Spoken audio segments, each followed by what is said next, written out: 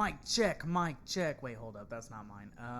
Man, it's been a minute. Why are you taking mine for? Hold on. It's been a minute. Oh, guys. I got this. I'm a fucking genius. Spill the beans with refried mix. No, that's not it either. Whoa.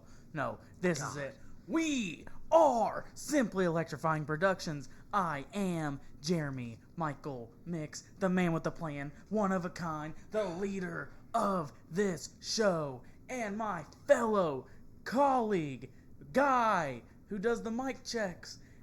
Mic check. No. We already checked the mics before the show. Okay, my bad, man. Sorry, I just have my water bottle in my hand. Okay, Sorry, it's been a while, but my name is David Elkins. Probably the greatest co-host in the entire world, and you are listening to another episode of The Grind. Fuck Skip. Another episode of The Grind.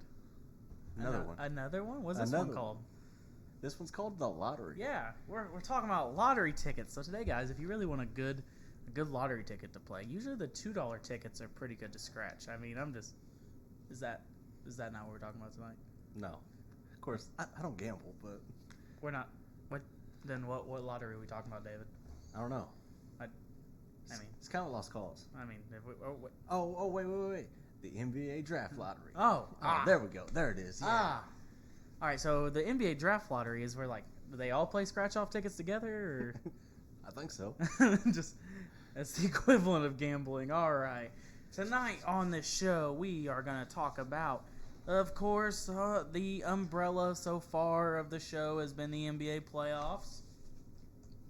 We're going to get into that tonight. We're definitely going to talk about the Zion. Is he going to stay in the NBA lottery? Is he going to stay in the draft this year, or he might go back to Duke if he doesn't want to play the Pelicans? Or we're also going to talk about how bad the Knicks are still. We'll just go with that. Anyway, David, how are you today on this beautiful Wednesday? Wonderful. Good. I'm fine, thanks. Oh, I'm supposed to ask you that. Yeah, I'm sorry. Go fuck yourself. My bad. How are you, Jeremy? Doing better now that you asked, honestly. I was feeling unwanted for a second. All right, boys and girls. The NBA draft lottery night has come and gone, and now we're left with the rubble. See, there's only a couple nights in the NBA that really flip the world upside down. See, people forget, as much as big deals free agency is every year, everyone's like, oh, well, in free agency, we can get this, we can get that. Oh, and they're like, well, there's the draft, and we can draft people, but people forget, to find out what pick you get, you have to go to the lottery, and you got to play the game. And see, this year David, they actually changed the percentages on where people go, right? Yep, I've seen that. Yeah, it actually makes it more interesting. Yeah, well, it's to prevent tanking. Yeah. And that's a whole nother ball game in itself. So originally the number, if you had the worst record in the NBA, you had a 25% chance of getting the number one overall pick. Mm-hmm. And if you have the worst record, of course, you get a top 4 pick regardless. That's the guarantee. But to prevent tanking, they've always said, NBA has a lottery, whereas football, they just have the worst record gets the number 1 pick. Mm-hmm. Now, most people will be like, well, that makes sense. But yeah, remember, if you're a Colts fan, everyone remember how they got Andrew Luck? They lost the first 13 games of the season. Yep. But as soon as they got a guarantee they were getting the number 1 pick, that's when they started winning. It just doesn't help the league at all. So the NBA is like, well, maybe we can spice things up. We'll have a lottery, and just it also kind of see how it kind of evens things out. So with a 6% chance of getting the number 1 overall pick, the New Orleans Hornets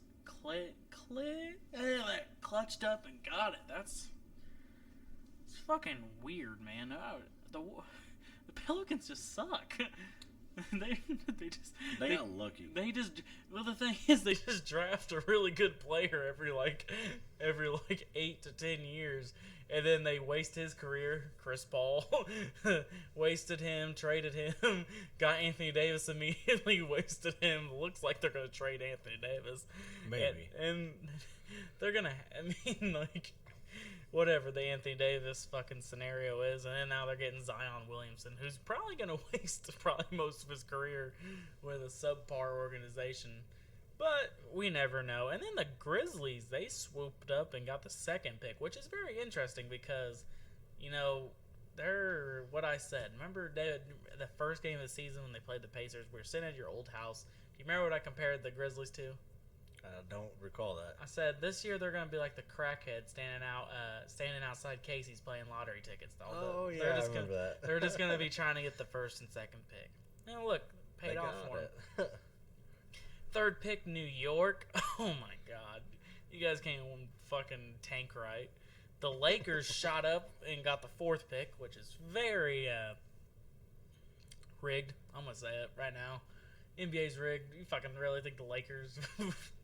But I mean, they came out and said that they're open to trading it. I mean, what the fuck else they gonna do? They have LeBron James. I mean, they're gonna be trying to get somebody who's actually not a kid because LeBron's not good with kids, obviously. After 1 year, every mock draft that I've seen had the Lakers taking Darius Garland. They don't really need a point guard, seeing how that they have Lonzo Ball. Not unless they might take DeAndre Hunter. I'm looking at one right now. It says DeAndre Hunter. I like. Really? See, but the thing is, this is just like when it comes to mock drafts, it just usually goes with a lot of times it's like best player available or potential. They don't actually take into consideration what team needs. And personally, none of these guys like Kobe White, he's a decent little point guard, shooting guard, but you really think he's going 5th to Cleveland? They got Colin Sexton. They don't really need him. Yeah. Darius Garland, you're right. Yeah, he's a 6'2", feisty little guard from Vanderbilt, but I'm more of a fan of Cam Reddish. That's who I think should be in the top 5. I think it's a joke that he's not even considered to be a top 5 pick right now because the dude had to take literally a back seat to like 4 different players on Duke this year. So, but we can get into that on another day when we actually break down who should go where. But tonight, I really just want to talk about the Knicks right now. Not because the Knicks are good. How fucking dumb are you guys? You guys are one of the worst ran organizations ever. You know what happened last time they tanked? They had the worst record in the league. You know what pick they got? The fucking 4th pick, Porzingis. Where's he at? I like Porzingis now. Before everyone who knows me personally, like, you love Porzingis. He's one of your favorite players. Yeah, he is. And guess what? After he blew his ACL out and raped a girl and got beat up in fucking Lavaria, yeah, Danny's giving a weird look. Like, yeah, he's accused of rape right now. That's not really good. And he got beat up by 3 Russians the other day at a club. So clearly his career is going down in a spiral. Fucking, he's at the Mavs. Anyway, let's just break down the Knicks for a second. The last year, they fire every coach they get. It feels like. So Jeff Hornacek was the last one they had. They fired him. They bring in David Fizdale. And they're like, okay, we got David Fizdale. Nice, young, hip coach. A lot of players in the league like him. He's a brother to a lot of them because he's a certain ethnicity. He's one of their light-skinned brothers. They all like him, LeBron and all. Like, well, we need more African-American coaches in the league. I have no personal problem in that regard, but I wasn't a fan of him at Memphis. He was that guy who got beat down by the fucking Spurs. Like, they're not going to rook us, the refs. They're not going to rook us. Shut up, David. What the fuck you doing over there? Just let Marc Gasol do something. But that's not the point. So he got fired from the Grizzlies and got hired by the Knicks. And one of the first things he did was last year when they had like the 9th pick or something. Was it the 9th pick they had?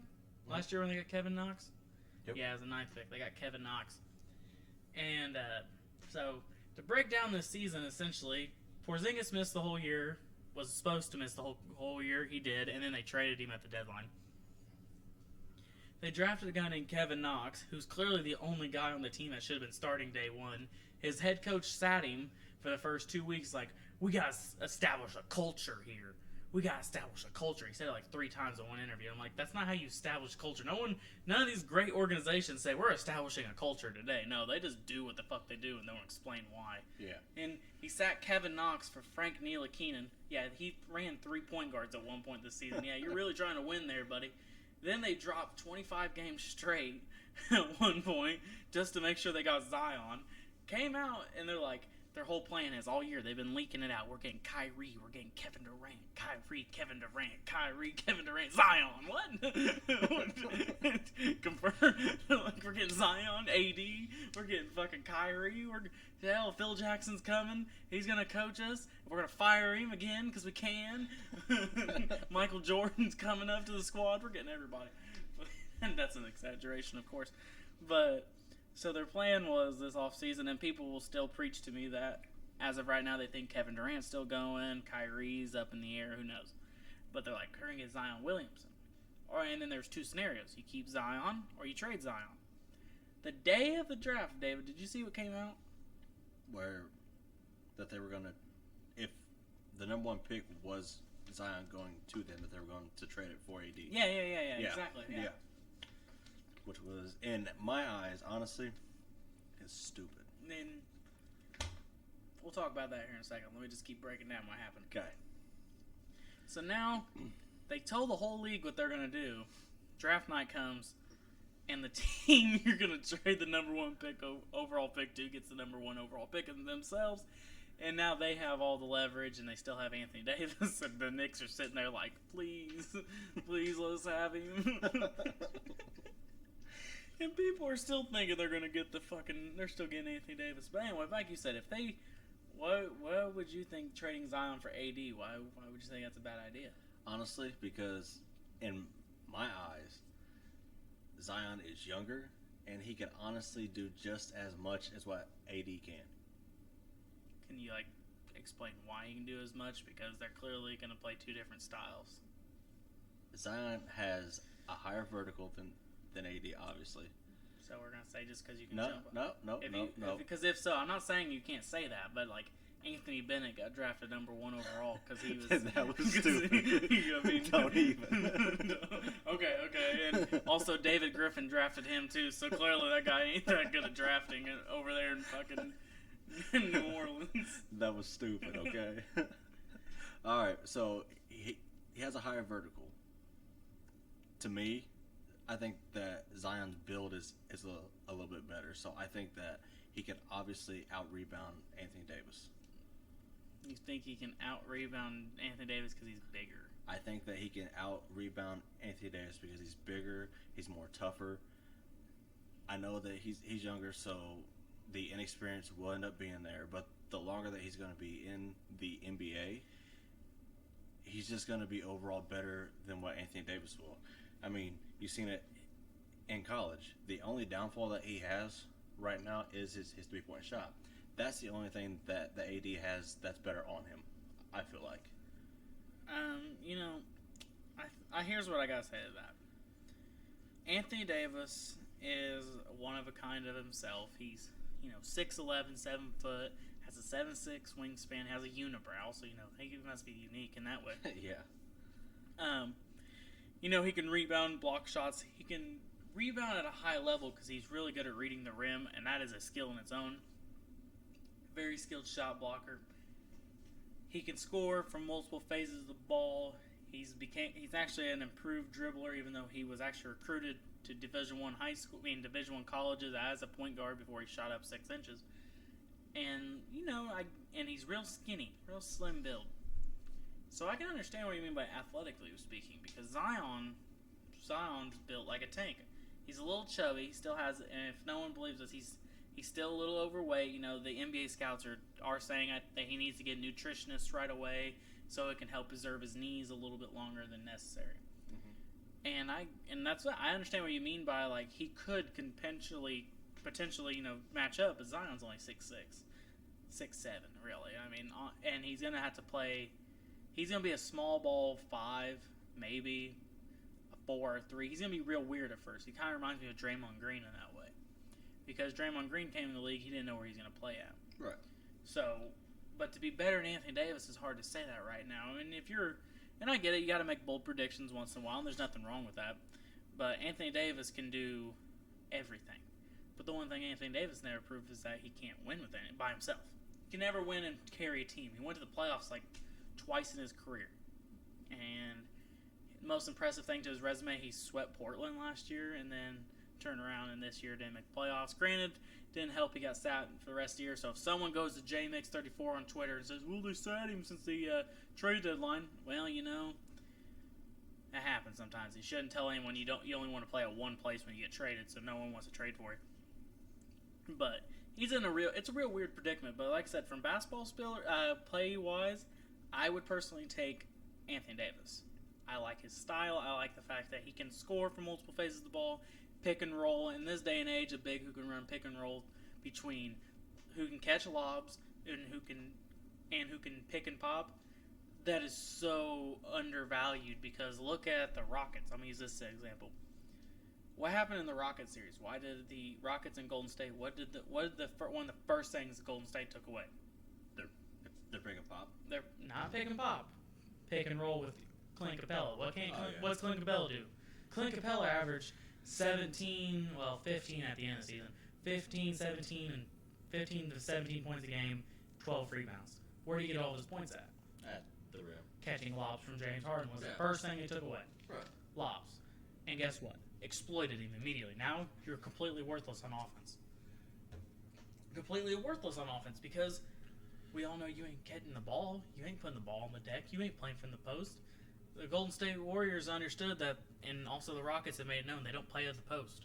So you're probably maybe a guy who could have got 15 points, 16 points, and got like at least 10 of them down low from just laying the ball up and maybe doing a couple post moves. Over. They took it away. So that's what I'm saying. Like Zion, exclusively is gonna catch lobs.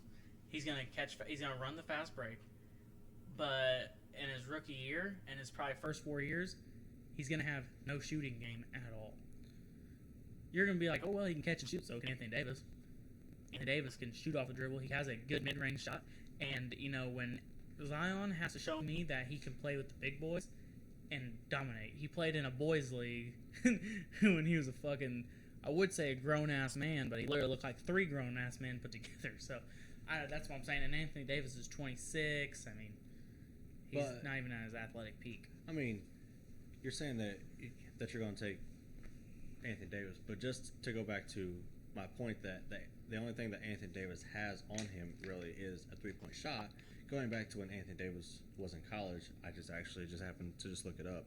Anthony Davis shot 15% from 3-pointer in college. You also got to realize that was the most dominant college basketball team in the league, and he's about to average what? Is that 12 points a game? Is that what I was saying? How much points a game does he average? Who? Anthony Davis. You're looking at his stats. Well, how much does he have? I'm on actually Zion right now for his college. Anthony Davis in college averaged 25. Yeah, 25 points a game? 25 in college. Did he? Yeah. Oh, damn. What the fuck? That was Karl Anthony Towns, guys. He averaged 10 and 7. Yeah. Not bad.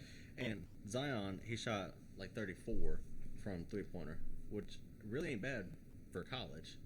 Yeah, if we're going to talk numbers, I mean, you can look at numbers all day, but 14% is bad, but how many threes did he shoot? How many did he average a game? Because he took 4 3-pointers a game. I mean, yeah, he probably didn't make a lot of them. Yeah. But he also averaged 25, and if you remember right, one of them won a national championship, one didn't. But see, what I'm trying to say is the NBA shapes you so much that I'm going to take a younger person every time so that they can get molded. But there's a difference between taking a 18, 19-year-old kid and a 26-year-old superstar. He's a superstar. He was a superstar at 22, okay? Mm-hmm. Like, Giannis is a superstar at 22. So you're telling me Giannis, who's 23 years old now, you're gonna take Zion over Giannis?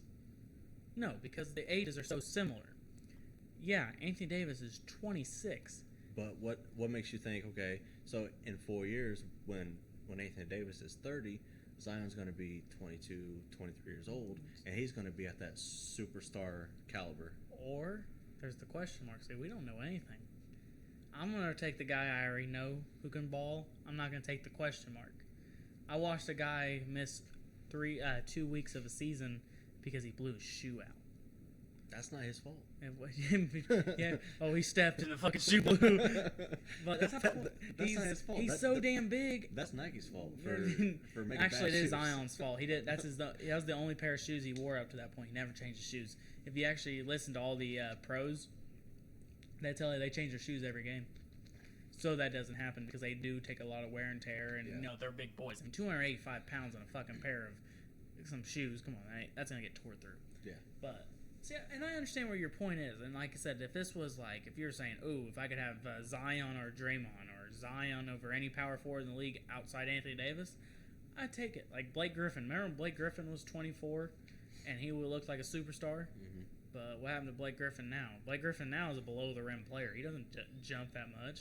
I mean, he also carried Detroit to the playoffs, though. Honestly, in the East, and he got lucky because the fucking Miami Heat didn't actually show up half the time. But I mean, he And carried the only them to the person, playoffs. Still. I mean, come on. to the 8th seed. Come on Hey, now. They got. He still carried them. You're over here acting like it's some triumphant thing. He's like he carried the. You know Draymond out. You're not Draymond. You know Andre averaged like fucking 15 that year, right? Hey, that dude is underrated. Yeah, Fuck. that's what I'm saying. That's not the point. I'm not sitting here saying anything bad about Blake Griffin. I'm just telling you, guys who are explosively, when they're young and they're explosive and they take a lot of wear and tear body on their body early, and it's a lot of weight coming down your knees. I'm not saying Zion ain't gonna be good. I'm not gonna say Zion might not be. Zion might be better than Anthony Davis. But what I'm trying to say is, I'd rather take Anthony Davis now if I was trying to build a super team. Zion is still immature. Zion still has a learning curve to take. If you're okay, like I said, we're using the Knicks right now. The scenario was AD, Kyrie, KD. That would win a title. Kyrie, KD, Zion, that wouldn't win a title because there'd be too much inexperience in a crucial Key cornerstone of your team. The last rookie that carried a team to the fucking finals and won it was one time ever. That was Magic Johnson, and he had Kareem Abdul-Jabbar, who won the MVP that year. So, you think any of those guys, you think him and KD can't even stay healthy anymore, it feels like. He always misses some time in the regular season. First year of Golden State missed the last month of the season, don't at me, and then he always misses games here and there. And then, he's okay. There's nothing wrong with KD. AD does the same thing. AD misses time. But I think Zion is going to he's going to be a freight train. He's going to land on his knee a couple times, and he's going to take some bodies, and then I think he's a human highlight, really, don't get me wrong, but I'd rather take Anthony Davis. I think his longevity to the game is going to be just as significant as his playing style now. Plus, it also matters where the fuck he plays at. Honest to God, him and AD, Zion and AD could play together. Who knows? They might not. I mean, that's honestly what the Pelicans are banking on. Actually, right now. David Griffin has said he's going to try signing back, like Paul George did with OKC. So that essentially just says he ain't trading him. Yeah. I mean, and now someone will be like, well, that's stupid. They need to trade Anthony Davis. They don't have anything to do. Well, actually, they can free up, to my knowledge, they can free up $24 million in cap this year, up to 32 actually, if they get rid of Julius Randle's contract. Because Solomon Hill will be off the books, and several other key guys. They get rid of Julius Randle, they'll be over. That's a whole max contract. And now you can have Zion, AD, and then you can go. I wouldn't say Kyrie. I'd actually try to go for Kawhi Leonard. Well, while my kid was asleep earlier, I was watching a little bit of ESPN, and they said that AD actually likes salvage injury. Yeah, no, so that might actually help him to be there. I mean, he's had him for the last couple years. He actually really likes. You'd be surprised. His original coach, Monty Williams, real Monty Williams. That's one of his. It's like a father figure in a way, I guess. He was heartbroken when they fired him. Really? Yeah, and Monty Williams is the Suns head coach. So sit on that one, guys. If the sixth pick. The sixth pick. Oh, they don't have to trade for him. He can be a free agent. That's right. Devin Booker's he's not bad. Someone tells me he hasn't made the playoffs, I'll literally just point at their owner and their GM and be like, you blame those guys. Yeah. Don't blame the guy who literally put fucking 55, 50, 60, 60 for like the last 2 weeks of the season. I think he averaged 45 games. I don't give a fuck. At a certain point, he don't lose. You guys just lost. He won. Yeah. He didn't lose the game. You guys did. He dropped 70 one time in a loss. This motherfucker just might have actually had a winning team around him. I know it. But like I said, right now the whole scenario is Pelicans have the first pick, and now who gets who after that? And John Morant looks like the number 2 overall pick as of right now. I mean, would you take him? With second pick? Oh yeah. I mean, Mike Conley's obviously on his way out. There's your point guard of the entire future. Why not? He's a free agent this year, I'm pretty sure. He is. And I'd get rid of him. Fuck him. Get him out of there. Yep.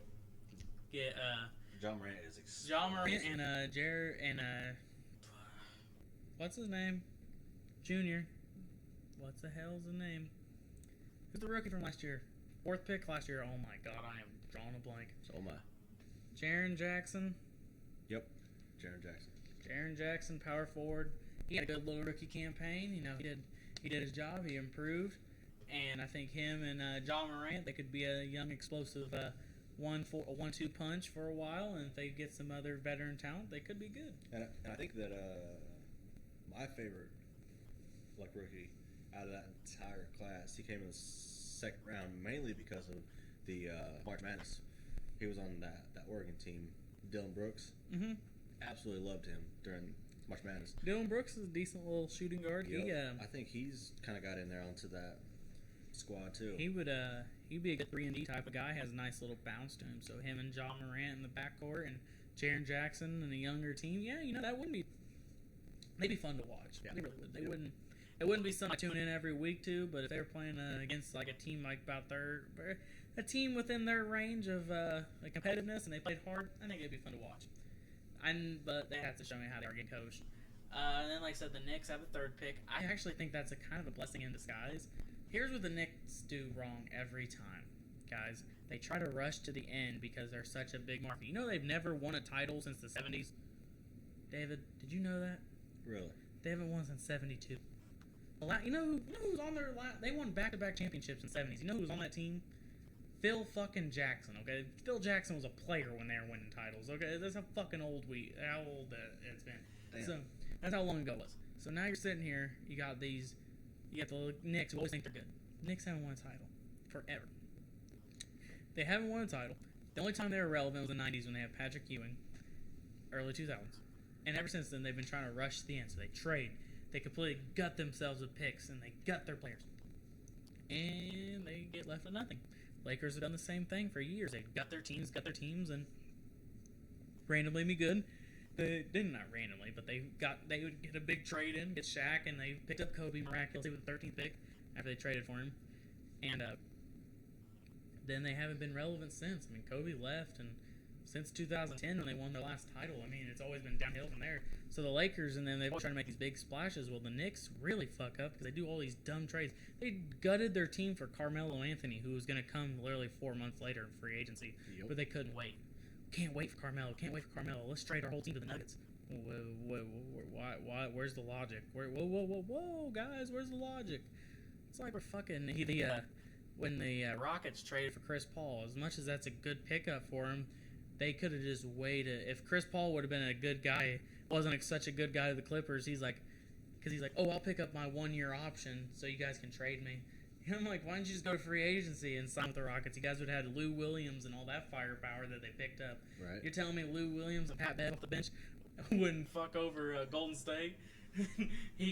Steph would get hounded by Chris Paul, and then when he thinks Chris Paul's out of the game, there'd be Pat Bev trying to beat him up in the locker room. Like, But I think the Knicks might have got blessed because instead of gutting their team for a trade, if Kevin Durant comes there, that's awesome. Kevin Durant comes there. If he wants to go there, because everyone's saying 100% confirmed Kevin Durant's